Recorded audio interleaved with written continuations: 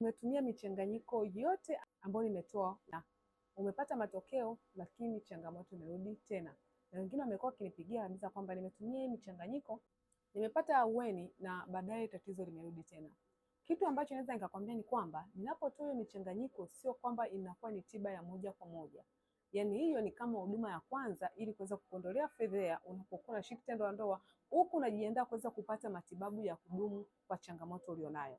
Utakapotumia hiyo michanganyiko ukarelax kwamba ndo moja kwa moja, basi lazima tatizo litajirudia. Utakapotumia ukaona kuna ahueni unaipata, imeweza kukuondolea fedheha ambayo unaipata tendoni, unatakiwa sasa upate matibabu ambayo inaenda kurejesha mifumo yako ya mwili kuweza kufanya kazi kwa kujitegemea ili kuweza kuondokana na changamoto hiyo ya moja kwa moja.